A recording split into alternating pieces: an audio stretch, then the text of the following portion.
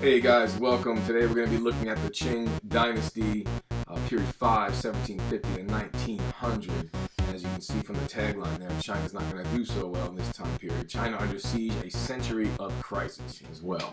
So here we go. Let's take a look at this. First, you got the Middle Kingdom, and China during the last time period was taken over by a foreign group from the north known as the Manchus, and they create the Manchu Dynasty or the Qing Dynasty in 1644.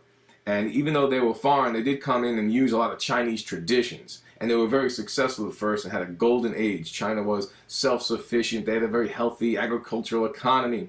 In fact, even though they tucked themselves in terms of sea-based exploration, remember from the Ming and Zheng He, they burned all the treasure ships and such, right?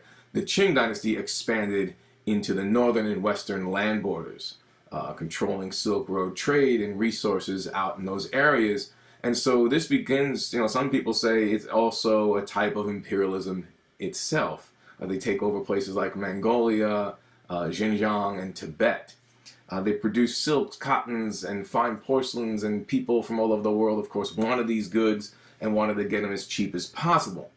Now, the emperor, you can see from the picture, this is the Forbidden City. The emperor lived here in the Forbidden City, isolated from the rest of society, and of course very influenced by the scholar gentry class and of course the eunuchs who were always around in whispering into the ears of the emperors.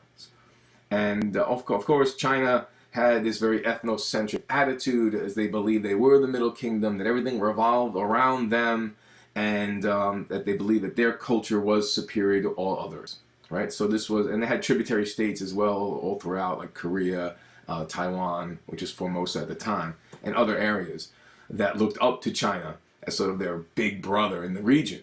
Okay, so given this situation with foreign trade was very restricted to only one or two port cities, and Guangzhou was the major port city where European merchants were allowed to sort of set up a shop or a warehouse that they can do some business. But it was extremely limited, and it was controlled by these licensed Chinese firms known as Kohangs, and very strictly regulated by the government. Even the Kohang merchants were sometimes upset with the Qing government for controlling them too much and regulating too much of the market.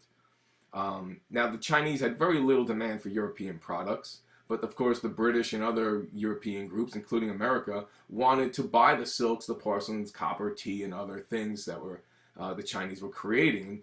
The one product that they could use to buy this stuff was, of course, silver, because that's what the Chinese wanted.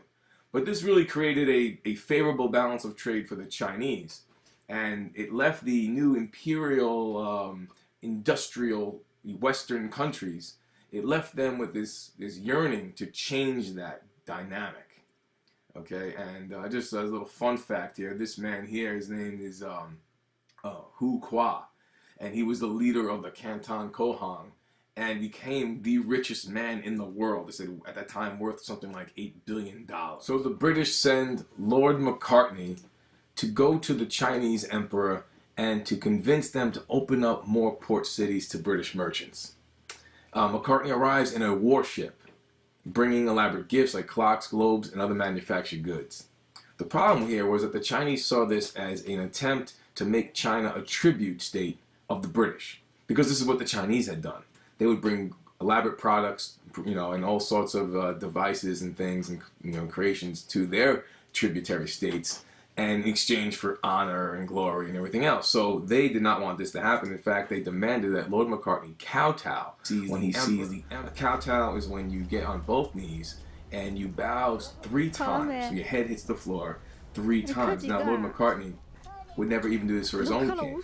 And so here we have a clash of culture, a clash of civilization, as Lord Macartney refuses to do this.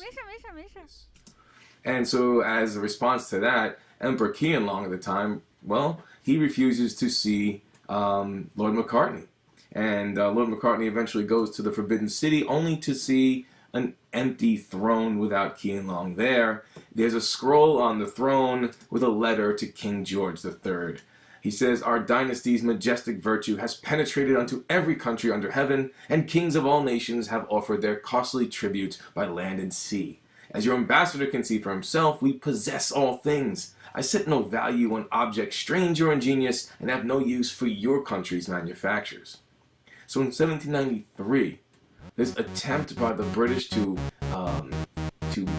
increase trade fails, and they are snubbed by the Chinese. 'Cause your love is my drug.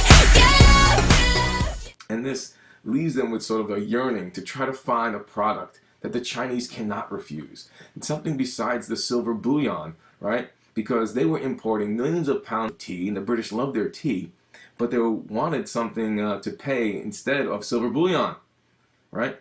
And so they had their Indian colonies, and they wanted to find a product that they can ship over to the Chinese. And they do find this product, and this product is opium, grown in India and now shipped to China. And in essence, the British become the greatest smuggling drug dealers on the planet, smuggling opium into China, which increases in a large majority, 1,000 chests in 1773, 23,000 in 1832, with the 40,000 chests by 1839. Business is booming, and China is addicted to opium.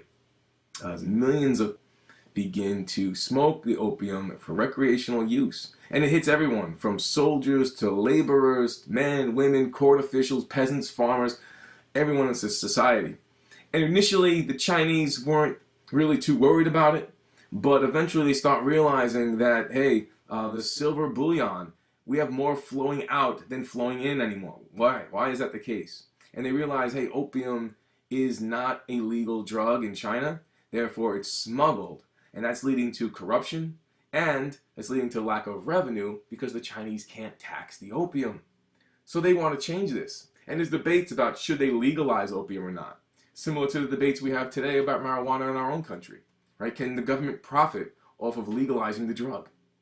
They come to the conclusion that they're not going to legalize it. They're going to ban it and strictly enforce the banning of this drug. And so they sort of hire this man, Lin Zexu, who was a government official, and he's sent down to Canton region to police the ports and to make sure no opium arrives on their borders. 'Cause your love is my drug. Your love. So he begins to board these ships, inspect them, and ends up confiscating, millions and millions of pounds of opium and dumps it into the water. He does, and they say over 3 million pounds of the opium was destroyed, and the merchants were expelled from China. Now, the British don't sit down and take this lightly. They see this as a violation of property rights and a violation of free trade, and they're going to go teach the Chinese a lesson. So they send their gunships to Canton, and you can see all the waterways that make up this region of southern China, including the little city-state there of Hong Kong. And what happens is the Chinese challenge them, but the Chinese ships really can't keep up. Chinese junks, as they call them, the little wooden ships that were outmatched by the British. And so the British capture many coastal forts and towns and force the Chinese to surrender when the British Armada begins to control the Grand Canal.